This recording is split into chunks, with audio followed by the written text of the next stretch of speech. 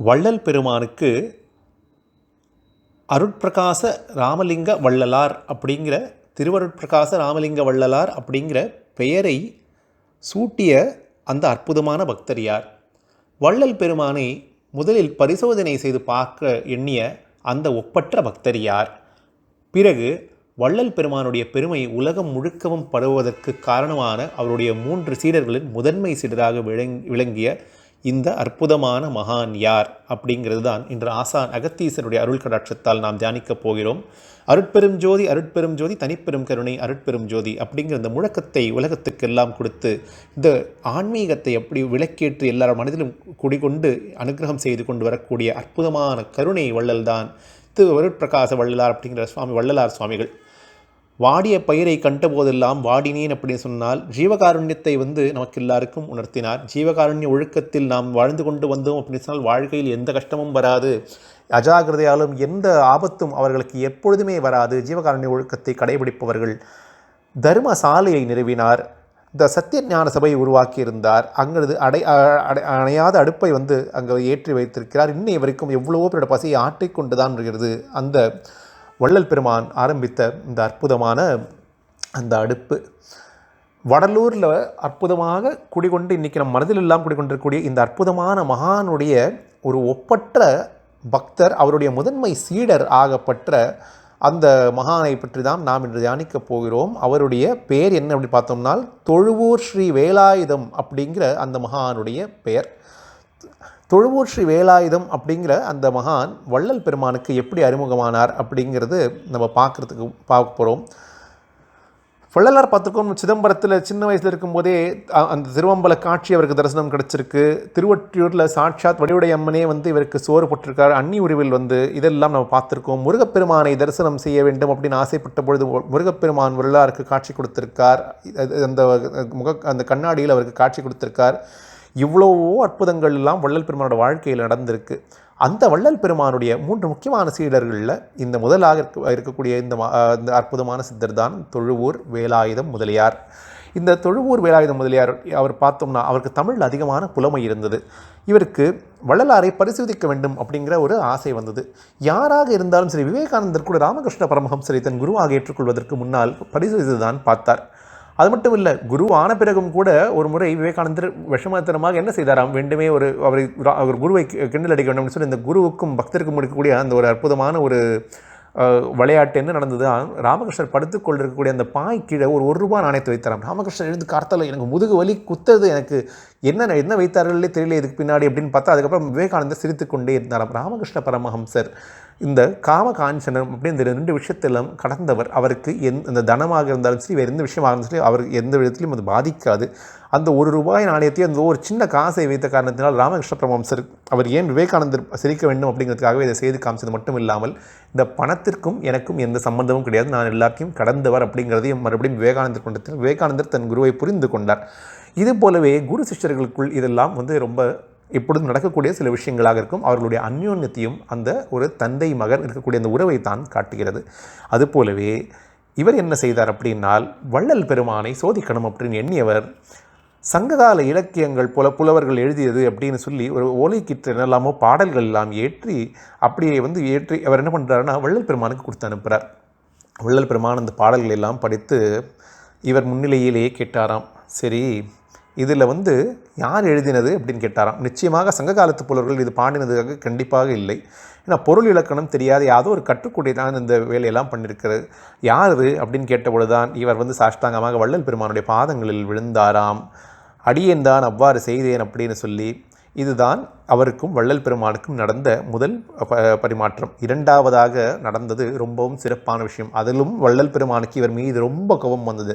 ஆனால் அந்த ஒரு செல்லமான சண்டை நடந்த காரணத்தினால்தான் நாம் வள்ளல் பெருமானை வள்ளலார் அப்படின்னு அழைக்கிறோம் அல்லவா, அந்த பெயர் வருவதற்கு காரணமாக இருந்தது. இவருடைய குரு பக்திக்கு உச்சத்தை தொடக்கூடிய இவருடைய குருபக்தி, இவர் குருபக்திக்கும் மேலாக எதுவுமே கிடையாது. இவர் எங்கே பிறந்தார் அப்படின்னு பார்த்தோம்னால் செங்கல்பட்டு மாவட்டம் ஈக்காட்டு கோட்டம் சிறுகடல் அப்படிங்கிற ஊருக்கு அருகே இருக்கக்கூடிய தொழுவூர் அப்படிங்கிற ஊரில் 1832ஆம் ஆண்டு வேலாயுதம் முதலியாரோட ஜனனம் நடக்கிறது. இவரோட பெற்றோர் பார்த்தோம்னா செங்கல்வராய முதலியார், அம்மா காமாட்சி இருக்கக்கூடிய இந்த ஏகாம்பரநாதர் இருக்கக்கூடிய அந்த இடத்துல இருக்கா இல்லையா, ஏலவார் குழலி அப்படிங்கிற அற்புதமான இந்த பெயர். ஏலவார் குழலி அப்படிங்கிற அந்த பெயர் வந்து இந்த பதிகத்திலே வரும், ஏகாம்பரேஸ்வரர் பதிகத்தில் வரும். படித்து முடித்து என்ன பண்ணிட்டாருன்னா, கொஞ்ச நாள் ஆனதுக்கப்புறமா இந்த மகான் படித்து முடித்த பிறகு என்ன பண்ணுறாருன்னா, இந்த மகான் வந்துட்டு கொஞ்ச நாள் அப்படியே அவரோட வாழ்க்கை ஓடிக்கொண்டிருக்கு. அப்போது திருமணம் நடந்த பிறகு கூட அவருடைய மனைவியுடன் சேர்ந்து இவர் அந்த ஊருக்கே வந்துடுறார். வள்ளல் பெருமான் வந்து வள்ளூர்லேயே வந்து வள்ளல் பெருமானுக்கு நல்லபடியாக சேவைகள் செய்து கொண்டிருக்கிறார். கணவனும் மனைவியும் சேர்ந்தே வள்ளல் பெருமானுக்கு சேவைகள் செய்கிறார். இது ரொம்ப பெரிய ஒரு அற்புதமான பாக்கியம்.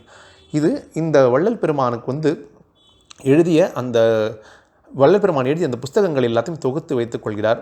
வள்ளலாரோட பாடல்களை 6 திருமுறைகளாக தொகுத்து திருவருட்பா அப்படிங்கிற பெயர் சூட்டி இவர் தான் வந்து அதை வெளியிடுறார். திருவருட்பாவை அச்சிட்டு வெளியிட்டக்கூடிய முயற்சி 1860ஆம் ஆண்டு வேலாயுத முதலியார் தொடங்கிவிட்டார். அவரோட அயராத உழைப்போட காரணமாக திருவருட்பாவின் 4 திருமுறைகள் 1867ஆம் ஆண்டு வெளியானது. சோமசுந்தரம் செட்டியார் அப்படிங்கிறவர் இவருக்கு நல்லபடியாக பொருளுதவி செய்த காரணத்தில் இவர்கள் 2 பேரும் சேர்ந்து வேலை செய்த காரணத்தினால், அந்த சேவை செய்த காரணத்தினால் அற்புதமாக அந்த பொக்கிஷம் எல்லாம் நமக்கு கிடைத்தது. திருவருட்பா நூலிட முகப்பில் ராமலிங்கம் பிள்ளை அப்படிங்கிற தனது பெயரை குறிப்பிட வேண்டும் அப்படிங்கிறது வள்ளலாருடைய கட்டளையாக இருந்தது. ஆனால் இவர் அந்த கட்டளையை மீறினார். வேலாயுதம் முதலியார் அதை ஏற்கவில்லை.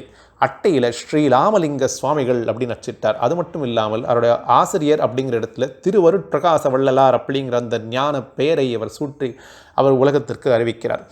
அன்று முதல் ராமலிங்க சுவாமிகள் அப்படிங்கிற பெயர் வள்ளலாருக்கு மாறிடுது. அதுக்கப்புறமா தான் சுவாமிகளுக்கு இந்த வள்ளலார் அப்படிங்கிற பெயரே வருது. இது சுவாமிகளுக்கு தெரிந்தபோது வள்ளல் பெருமானுக்கு மிகவும் கோபம் வந்து விடுறது. நான் என்ன சொன்னேன், நீ என்ன செய்திருக்கிறாய்? ஆனால் எப்படியோ ஒரு வழியாக மறுபடியும் சமரசம் ஆகிவிடுறது. இந்த அற்புதமாக இந்த குரு சிஷ்யருடைய அந்த உறவை பார்த்து நமக்கு எவ்வளோ புலகாங்கிதம் ஏற்படுறது அல்லவா? அந்த சமரசம் ஆகிவிடுறது. அதற்கு பிறகு மறுபடியும் அவரோட குருவுக்கெல்லாம் இவர் சேவை செய்து கொண்டே வரார். இந்த திருவருட்பா நூல் இருக்கு இல்லையா, இதை வந்து முதல்ல 4 திருமுறைகளாக வெளிவந்தது. அதுக்கு பிறகு 13 ஆண்டுகளுக்கு பிறகு 5ஆம் திருமுறை 1880ஆம் ஆண்டில் வெளியிடப்பட்டது. 6வது திருமுறை வெளியிட்ட ஏற்பாடு நடந்த நிலையில் தான் வள்ளல் பெருமான் வந்து அந்த வள்ளல் பெருமான் தன் உடலை வந்து மறைத்து கொண்டு எப்பொழுதுமே எங்கும் நிறையக்கூடிய பரம்பொருளாக தன்னை வெளிப்படுத்தி கொண்ட காரணத்தினால் அதற்கு பிறகு இவர் இந்த முயற்சியும் எடுக்கவில்லை. தொழுவூர் ஐயா அவர்கள் திருவருட்பா நூலை யாழ்ப்பாணம் நல்லூர் ஆறுமுக நாவலர் அப்படிங்கிறவர் கடுமையாக எதிர்த்த பொழுது வள்ளல் பெருமானுடைய சார்பாக இவர் அந்த சிஷ்யர் நின்று அவர் எல்லாரையும் ஒருங்கிணைத்து அதற்கு எதிராக மருட்பா அப்படிங்கிற அந்த சர்ச்சை வந்த பொழுது இவர் தான் வள்ளல் பெருமானுடைய நூலை தூக்கி பிடித்து அதோடைய அர்த்தங்களை எல்லாம் எல்லாருக்கும் உணர்த்தி அதோடைய பெருமைகளை எல்லாம் அறிய செய்தார். இவருக்கு தமிழ் மட்டும் இல்லை, தெலுங்கு, கன்னடம், மராட்டியம், இந்துஸ்தானி போன்ற வடமொழிகள் புலமை எல்லாமே இவருக்கு இருந்தது. வள்ளல் பெருமானோட உத்தரவை ஏற்று இவர் முதல்ல திருக்குறள் வகுப்பு நடத்த ஆரம்பிச்சிருக்கார். இவர் ஆசார கண்டம், சந்திர விஜய வசனம், மார்க்கண்டேயேஸ்வர புராணம், பெரிய புராண வசனம், வேளாண் மரபியல், திருவெண்காட்டடிகள் வரலாறு, விநாயகர் சதுர்த்தி விரதம், இது போன்ற மகாவீர் சரித்திரம் ஆகிய பல வசன நூல்களை எல்லாம் எழுதி இவர் அருள் பாலித்திருக்கிறார். மேலும் திருவருட்பிரகாசர் சந்நிதி முறை, திருப்பாத புகழ்ச்சி மாலை, இது போன்ற நூல்களையும் எழுதியிருக்கார்.